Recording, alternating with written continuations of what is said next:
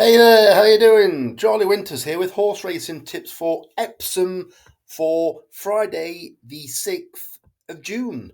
Well, it'll be a very quick video, but I want to talk through the selections that I'm going for Epsom. Obviously it's a big meeting, um, and I've got four selections. That's all I've got. So let me get straight into it on a very slow loading computer. So what I've had a pound each way singles on four selections. I've left them to SP. They are each way, and I've had a 25 pence each way, lucky 15, just to grow up. So the first selection is Rathgar. This is in. Oh God, I hate this. I know.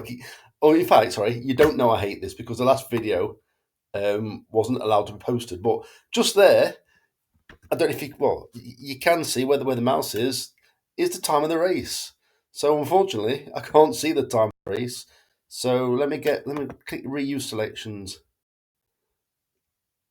So yeah, as I said, so on the right hand side you can see all of them. So that might help you. So yes, as I said, it's a £1 each way singles, 25 pence each way, lucky 15. So the first selection, as I said, is Rathgar, number 12 in the 3:15 at Epsom. I expect this horse to race relatively prominent. It has got form over the course. I am a big fan, as I said, of Jack Shannon. In the previous video that wasn't allowed to be uploaded, I did actually have an okay day. It was a profitable day, and I did reiterate, well, not reiterate, I did let viewers know that I would be keeping an eye on Jack Shannon at meetings like York, Epsom, some of the big meetings anyway, Doncaster, possibly Newcastle. I don't know if I said York. I think I said York. I just think he's a very dangerous trainer, especially in the big handicaps. He won a couple of decent handicaps at York last year. Jack Shannon did, and I think Rathgar with a bit of. I think it's ran once here and came second. You do want, in my opinion, um, I think it's best to have a prominent position. Um, Once they start getting to the home straight, they could also with the it's currently good ground and there's a little bit of rain knocking around. I'm not talking deluge where we're talking heavy, but you might see a difference of opinion as they come into the straight. Sometimes they like roll onto the, I think it's the far side, isn't it? Sometimes they just roll onto that rail just because of the camber. Sometimes they'll try and come down the middle, but also edge towards the far side rail purely because of the camber. Or if it does chuck it down, which I don't think it's going to, they may come as you look down the street as horses are running towards you on the left hand side, which I do believe is the near side. I haven't been to Epsom racecourse, and I can only go by the camera angle when I'm obviously watching it on television. But yeah, I do could come down the middle, but the horses racing prominently will make that decision first, and it could catch the others out.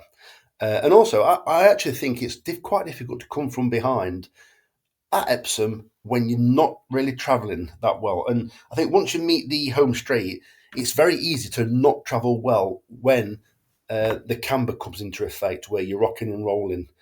And yeah, I think Rathgar out of trouble, no excuses, no worse than first four all the way around. I do believe it likes to be very prominent, so it needs to. I think it needs to really be in the first two, as long as it's not a breakneck pace.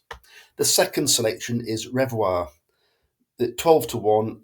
Like I said, I've left the prices; they are just for guide purposes only, and it's in the 4 o'clock Epsom, and it's the Epsom Oaks.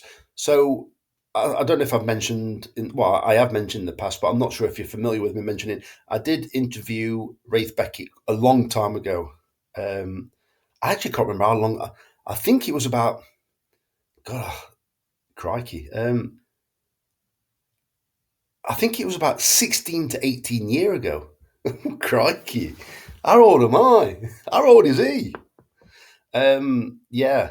And I've always followed him, and I've always followed some of his horses, especially since they started having when he first came onto the scene. Like I'll say a decent strike rate. It's hard to have a decent strike rate for an up and coming trainer at the time, at like the Epsom meeting or the big meetings. But I did notice that Ralph Beckett did have a relatively strong hand, let's call it, when he was sending horses towards the Oaks at Epsom. There, it does seem like he always sends one for this owner. I think his name's something like J.H. Richardson Watson or something like that. You'll recognise the colours. The colours are, and I'm probably going to forget the most obvious one.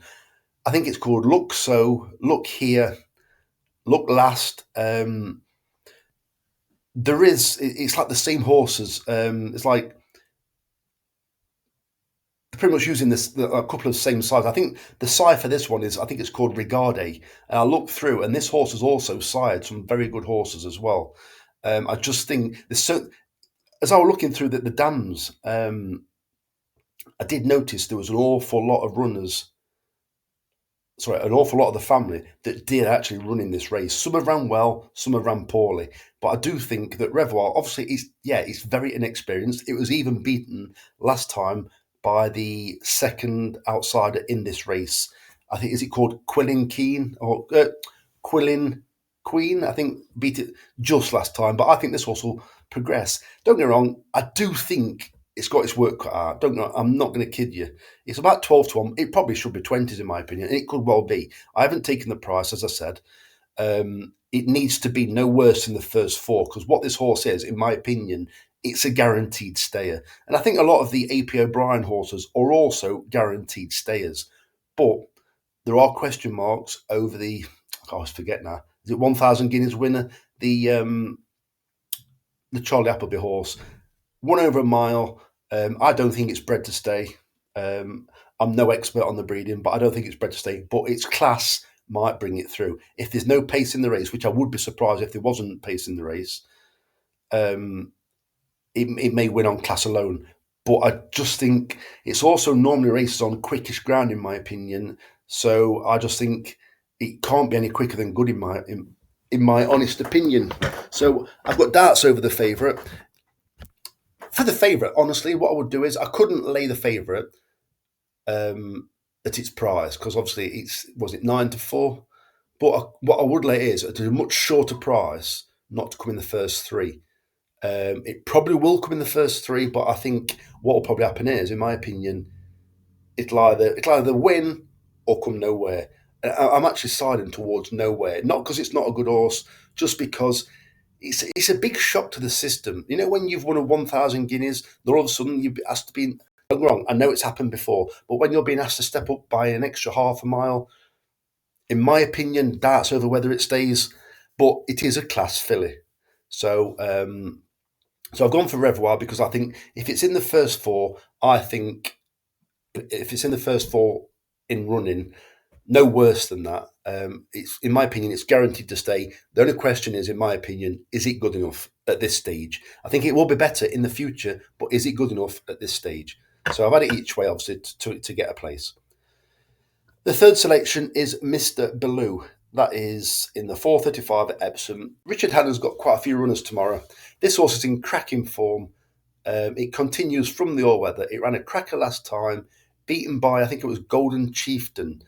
Mersky ran in that race. Mr. Belaloo beat Mersky last time.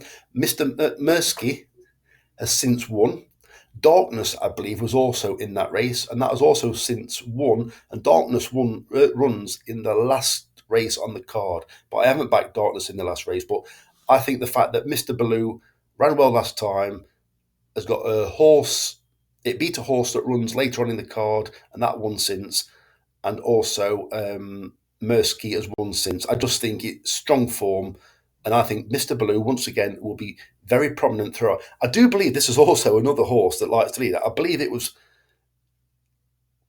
Yeah, it led last time, but it doesn't always lead. I want it in the first, no worse than first four again. If any of these horses gets an easy lead in front, I'm rubbing my hands. Not because I think it means they'll win. I think it just means that they're running the race that I want them to run. And the final selection is, daft as it sounds, the first and the last selections are probably the most obvious ones. And like, if they run to how I think they'll run, I think they'll be very hard to kick out the first I think it's first four in both races. In fact, it could be first five in Rathgar's race. But anyway, Partisan Hero in the 10 past 5 at Epsom. I think 10 to 1's a good price. I should maybe have took it, but it's from a small stable. But Partisan Hero is generally a front runner. It has been pestered at tight. I'll tell you what I saw in one of its runs, because don't get me wrong, it's stepping up in class. It ran at Pontefract. It was keen and pestered, I think, after a couple of furlongs.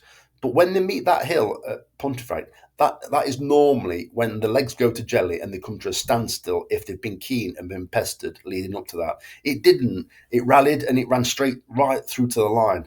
I also think it ran an absolute cracker when I think it was beaten by Too Tempted, who is also in this race from a stable that I also like, Jonathan Portman. But I just think this horse, once they're rolling on that home straight, I think you need to be right up there with the pace. And I think Partisan Hero will have every chance of running its race. I think the ground's no problem. I can't remember who actually rides it. Take a look for yourself if you fancy this horse. But I tell you what it is. It's Warren Fentiman is not riding it. He rode it last time, and very quickly I'm gonna tell you without. In fact, I'm gonna have to. So what's that all about? I think that's bodged. It's just slow at loading. So Partisan Hero, 4 places. So let me just tell you very briefly. I think it's Sean Relieve. No, it isn't. I think it's Sylvester D'Souza, actually. Slows this. Yeah, Sylvester D'Souza. I think Sylvester D'Souza, or it was, used to be very good around Epsom. So I think if this horse gets an easy lead, or he runs at the pace that it wants to, I think it'll be very hard to beat. So these are the 4 selections for Epsom. I wish you the very best luck on Friday. So Charlie Winters, over and out. Cheers, mate.